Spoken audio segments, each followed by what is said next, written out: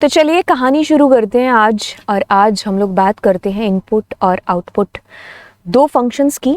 Input कराना है अगर हमें यूज़र से तो हम कौन सा फंक्शन यूज़ करेंगे, और अगर हमें कुछ स्क्रीन पर डिस्प्ले कराना है यानी कि आउटपुट हम दिखाना चाह रहे हैं तो उसके लिए हम किस फंक्शन का यूज़ है जो करेंगे। हालांकि हम आउटपुट का जो प्रिंट फंक्शन है उसको काफ़ी टाइम से देखते हुए आ रहे हैं, तो ये मैं बार बार यूज़ कर रही हूँ, प्रिंट प्रिंट प्रिंट। अभी ये क्या है?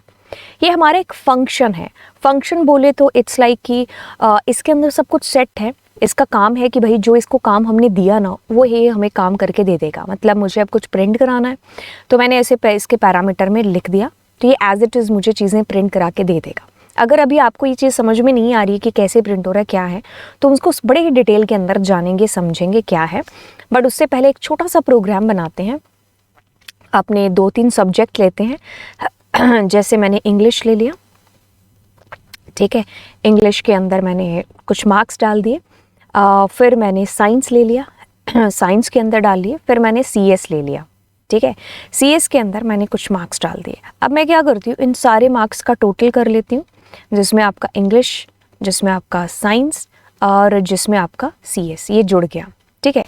अब देखिए क्या हुआ ये यहाँ पर इतना सा कि ये हमारा एक वेरिएबल है। इंग्लिश जो मैंने वेरिएबल क्या होता है लास्ट क्लास में समझाया था, इसमें ये वैल्यू असाइन हो गई विच इज़ 90, ठीक है। और 99 असाइन हो गया साइंस के अंदर, 89 हो गया असाइन सीएस के अंदर। अब ये तीनों हमारे वेरिएबल्स डिक्लेयर हो गए जिसमें कुछ कुछ वैल्यूज़ हैं। अब ये तीनों वैल्यूज़ आपकी जुड़ जाएंगी। मतलब ये जो शब्द, ये जो लाइनें मैंने यहाँ पर लिखी है ना, इनका क्या मतलब है इसको आप समझिए कि इसका क्या मतलब है। उसके लिए हम पेन निकाल लेते हैं। तो देखिए यानी कि इंग्लिश जिसके अंदर 90 नंबर है, ठीक है, और साइंस जिसके अंदर 99 है, 89 और जो कि सीएस के हैं, ठीक है। अब मैं क्या कर रही हूँ, तीनों सब्जेक्ट्स का यानी कि मैं 90 का, यानी कि मैं 99 का, यानी कि मैं 89 का, इन तीनों का जोड़ कर रही हूँ, ठीक है। इन तीनों को क्या कर रही हूँ, प्लस कर रही हूँ। तो ये प्लस होंगे जैसे आज तक हुए हैं। अब प्लस होकर के इनका जो एक आंसर आएगा ना वो इधर ट्रांसफर हो जाएगा टोटल नाम के वेरिएबल के अंदर। हो गया आपका ये काम।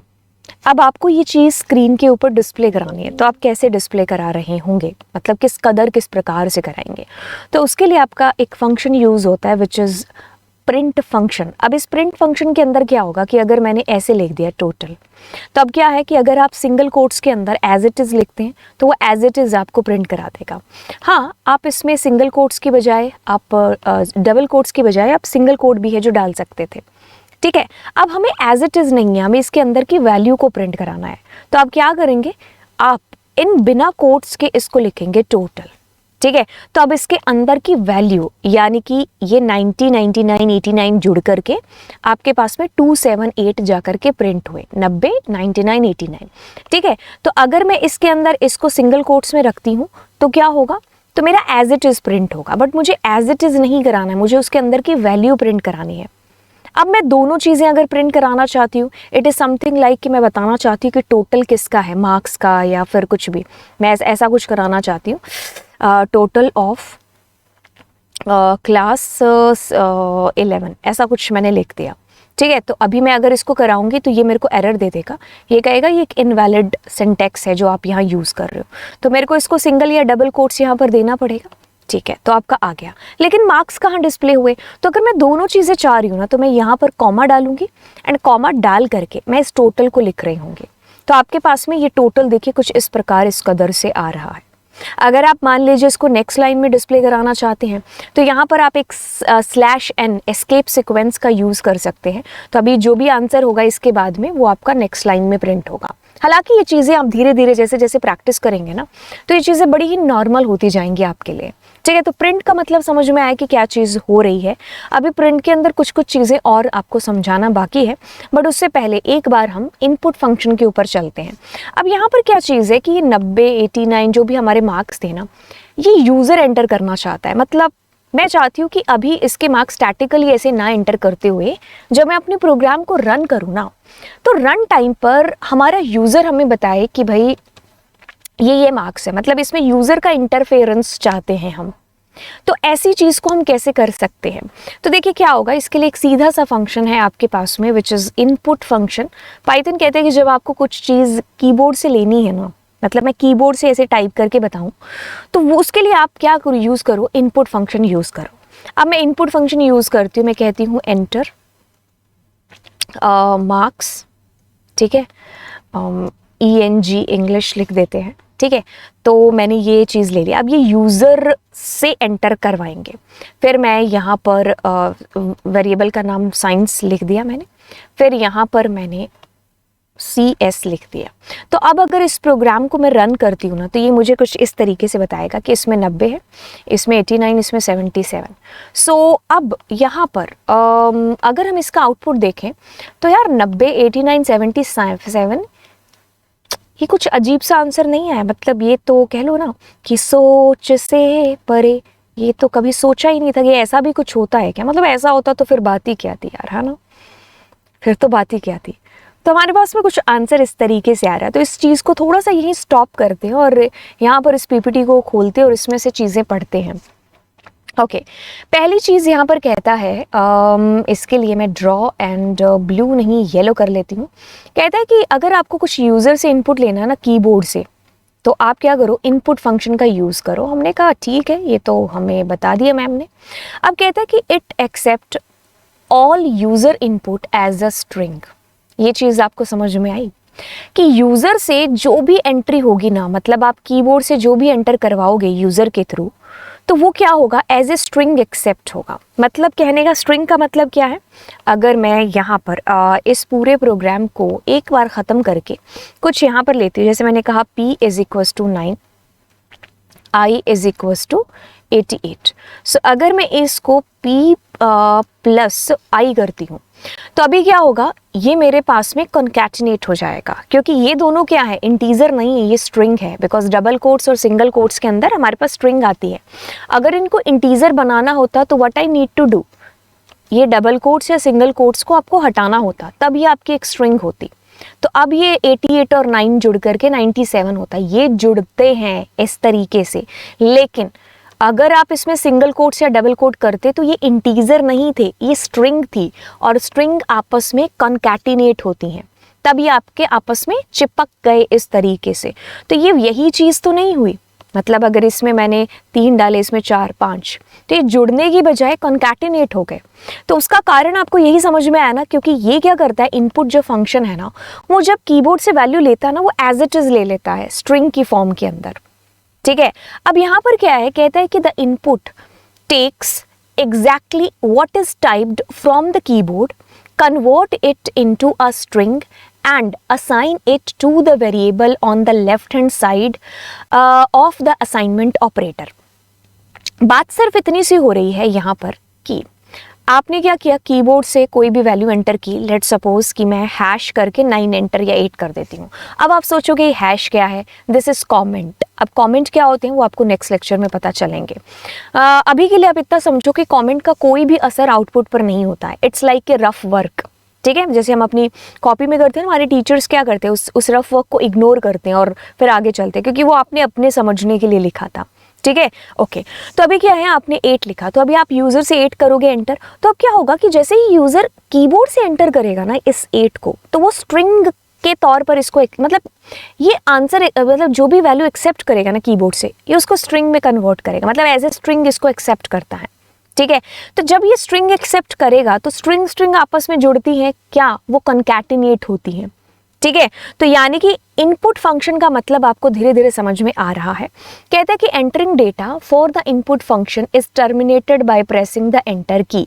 बिल्कुल जैसे ही अगर मैं यहाँ पर मैं A9 दबा रही हूँ, अब मैं एंटर करूँगी तब, यानी कि कहने का मतलब है कि ये 9 एंटर किया ना, ये इंग्लिश में असाइन हो चुका है, और ये इक्वल्स टू क्या है, एक ऑपरेटर है विच इज़ असाइनमेंट ऑपरेटर। तो यानी कि इधर की जो वैल्यू थे ना, इस साइड की जो वैल्यू थी ये इनपुट, तो ये इसमें आपने क्या एंटर किया, 9 एंटर किया ये, तो अब ये इधर को ट्रांसफ़र हो चुकी है वेरिएबल के अंदर, इंग्लिश के अंदर। वेरिएबल क्या है ये आपको चीज़ समझ में आ गई। वैसे पाइथन के अंदर तो वेरिएबल वैल्यू को ना लेकर के वैल्यू के एड्रेस को लेता है ना। लेकिन अगर हम यहाँ पर बात करें, मतलब इसको अगर एक समझने के तौर पर करें, तो ये क्या करेगा, 9 लिया यूज़र से, अब उसका एक नाम हो गया क्या, इंग्लिश, असाइन हो चुकी है वैल्यू इसको। साइंस के अंदर अब मैं वैल्यू डालूंगी, जैसे मैंने 90 डाला, असाइन हो गया साइंस को। इसमें मैंने 77 डाला तो असाइन हो गया, ठीक है। तो ये चीज़ आपको समझ में आई। अब क्या है कि भाई हमें हर बार कॉन्कैटिनेट थोड़ी ना करना है, हमें तो कैलकुलेशन भी तो करनी है ना, प्लस माइनस ये सारी चीज़ें भी तो करनी है। तो यहाँ पर आपके सामने आता है टाइप कन्वर्जन। मतलब क्या होगा कि हम एक डेटा टाइप को दूसरे डेटा टाइप में कन्वर्ट करेंगे। तो यानी कि कहने का मतलब है कि ये मेरे पास में एक स्ट्रिंग के तौर पर आया ना, स्ट्रिंग के अंदर आया, तो अब मैं क्या करने वाली हूँ, अब मैं क्या करूँगी, ये जो मेरे पास में चीज़ आई, तो मैंने कहा इंग्लिश, और मान लो इंग्लिश 2 नाम से आपने वेरिएबल ले लिया, तो मैं क्या करूँगी, मैं इंट नाम का एक फंक्शन लूँगी, उसके अंदर इस इंग्लिश को डाल दूँगी। तो यानी कि इन दोनों लाइनों का या इसका क्या मतलब हुआ, इसके लिए मैं आपको समझाती हूँ।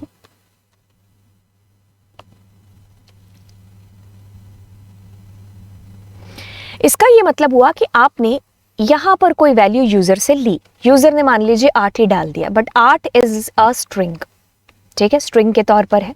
अब 8 इसके अंदर है, इसको आप कन्वर्ट कर रहे हो, मतलब एक स्ट्रिंग के टाइप को आप कन्वर्ट कर रहे हो किसके अंदर, एक इंटीजर के अंदर।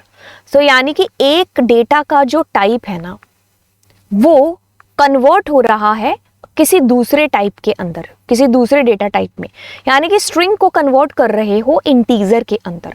तो अब ये जो 8 है ना, ये 8 यहाँ पर एक इंटीजर की तरह ट्रीट होगा इंग्लिश 2 के अंदर। तो बजाय कि ये 2 लाइनों में लिखने के, आपको मैं एक इजी सा फंडा बताती हूँ। व्हाट यू कैन डू, आप सिंपली ये जो इंग्लिश इसके अंदर वैल्यू आएगी स्ट्रिंग के अंदर, आप क्या कर सकते हो, इस पूरे के पूरे को आप इंटीजर में कन्वर्ट कर लो ना।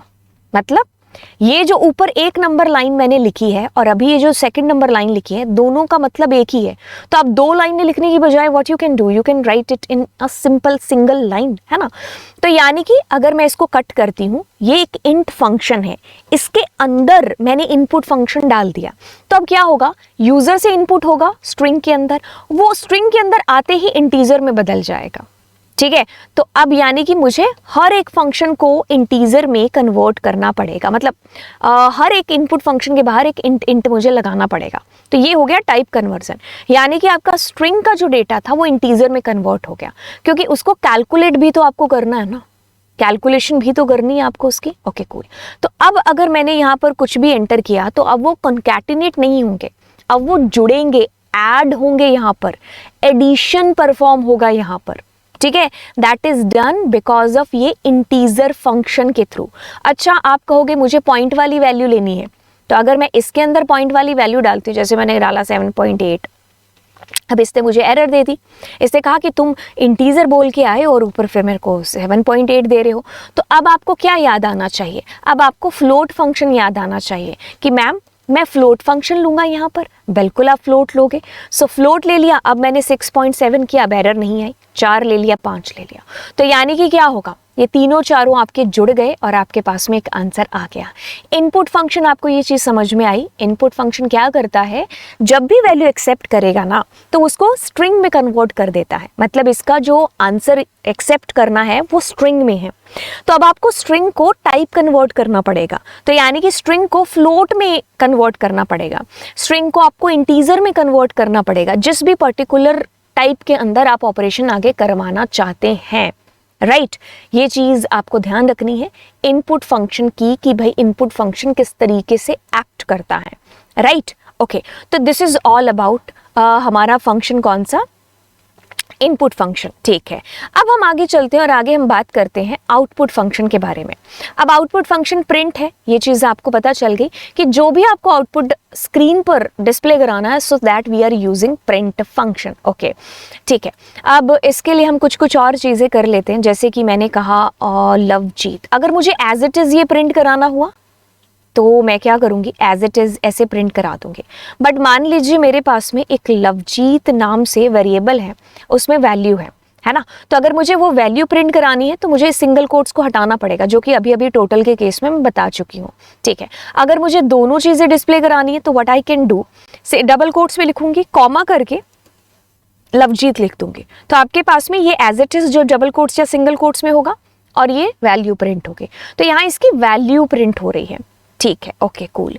अब देखिए क्या चीज़ है कि कभी कभी हमें मल्टीपल वैल्यूज़ को प्रिंट कराना पड़ता है। जैसे कि अगर मैं इसमें कहूँ f is equals to 90, g is equals to 99, t is equals to, तो उस केस में आप क्या कर सकते हैं, उस केस में आप करोगे f comma g comma t। तो अब आपके पास में क्या प्रिंट होगा, इस चीज़ को यहीं पर पॉज करो अगर आप 11th के स्टूडेंट हो, क्योंकि 12th वालों को ये चीज़ें पता चल जाती हैं, और अपने दिमाग में इसका एक आउटपुट है जो ज़रूर सोचो कि इसका आउटपुट ये होगा।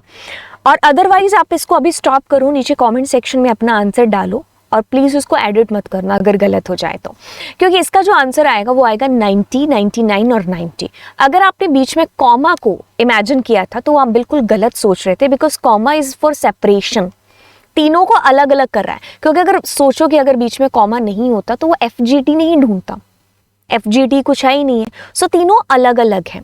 तो जैसे हम कभी कभी हिंदी में नहीं लिखते राम, श्याम और विमल, तो हम क्या करते हैं, तीनों को हम मतलब जो भी लिखा उसको कॉमा से सेपरेट करते हैं ना। अगर कॉमा नहीं होता बीच में तो क्या होता, वो एक नाम होता है ना। तो कॉमा का इंपॉर्टेंस आपको समझ में आई कि क्यों करते हैं हम कॉमा, तो वैसे ही हम यहाँ पर कॉमा का यूज कर रहे हैं, ठीक है कूल। तो हमारे पास में ऐसे, अब देखिए इसमें एक चीज लिखी हुई है कि इसमें लास्ट जो लाइन है, पहले तो इसको देखते हैं, ये वाली एक line, the default separator is space. तो यहाँ पर देखो बाय डिफॉल्ट स्पेस आ चुका है। अगर आप स्पेस की बजाय व्हाट यू वांट कि कॉमा प्रिंट हो जाए, तो आप क्या कर सकते हो, एक सेपरेटर का यूज कर सकते हो। तब आपने सेपरेटर आपने यूज किया और आपने कॉमा का यूज किया, तो अभी देखो यहाँ पर कॉमा अब डिस्प्ले हुआ है। Instead of comma what you want, आप प्लस यूज करना चाहते हो तो आपके पास में प्लस यूज होगा, ठीक है। तो ये सेपरेटर्स यूज होते हैं जब आपको ऐसे मल्टीपल वैल्यूज को कुछ अलग अलग ऐसे अलग अलग डिस्प्ले कराना होता है। बाय डिफॉल्ट स्पेस के साथ में हो जाता है, बट स्पेस के अलावा अगर आप चाहते हो तो, ठीक है कूल। ये चीज़ आई थिंक आपको क्लियर हो गई होगी। बट अगर मान लो मुझे इसमें कोई सिंगल वैल्यू डिस्प्ले करानी है, जैसे कि एक सेकेंड रुकिए, जैसे कि अगर मैं सिंगल वैल्यू करता हूँ तो सिंगल वैल्यू के साथ में ये डिस्प्ले नहीं होगा, ठीक है। जैसे अगर मैंने 90 कर दिया तो अब 90 और मेरा f ये दोनों आपस में जो है सेपरेट होंगे। सेपरेट मतलब दो चीज़ों को सेपरेट करता है ना, एक चीज़ का क्या ही सेपरेशन करेगा, आप सोचो भी तो। ओके अब इसमें एक और है, पहले इसको पढ़ते हैं। कहता है कि the optional parameter separator is separator between output values, values के बीच में सेपरेशन करने के लिए हम इसका यूज करते हैं। अब एक एंड नाम का भी है जो यहाँ पर एक आप कह सकते हो पैरामीटर यूज होता है। एंड का यूज बेसिकली क्या होता है कि जैसे मान लीजिए आपको यहाँ पर f को प्रिंट कराना है, ठीक है, और उसके बाद में आप g को प्रिंट करा रहे हैं एंड उसके बाद में आप t को प्रिंट करा रहे हैं। तो आपके दिमाग में कुछ आउटपुट ऐसे आना था कि तीनों लाइन से ऐसे आज आ गए, ओके। अब आप चाहते हो कि यार ये वर्टिकली ना करके हॉरिजॉन्टली मेरे पास में प्रिंट हो, ठीक है। सो मैं करती हूँ and is equals to, okay. So अगर मैं सिर्फ यहीं पर लगाती हूँ एंड, ठीक है, ओके। तो अब क्या होगा, अब क्या होगा कि ये जो पहला प्रिंट आया ना f, इसका मतलब ये है कि f प्रिंट हो गया विच इज 90, ऊपर देखेंगे 90 है, कूल। तो अब क्या होगा कि आपका जो कर्सर है ना वो यहीं पर रुक जाएगा। मतलब एंड का मतलब ये है कि अभी जो भी प्रिंटिंग होगी ना वो इसके साथ में ही होगी, ठीक है। तो अभी अगला g है, जो g के साथ में g ही यहाँ पर ही प्रिंट हो गया। अब g के बाद में आपने कोई एंड यूज नहीं किया है तो इसका मतलब वो अपने आप अगली लाइन पर चला गया। तो मतलब कहने का कि अगर मैं यहाँ पर एंड यूज करती हूँ तो अब तीनों एक साथ हॉरिजॉन्टली प्रिंट हो रहे हैं। अब आप इनको भी सेपरेट कर सकते हो, मतलब कहने का कि अगर मैंने कॉमा एंड कॉमा यूज किया तो ये अलग अलग लाइंस में है लेकिन इट्स लुक लाइक कि एक सेम सिंगल लाइन के अंदर है। तो जब आपको ऐसे प्रिंट कराना तब भी आप इसका यूज कर सकते हो, मतलब तब आप इसका यूज करोगे एंड का जब अलग अलग प्रिंट के अंदर हो।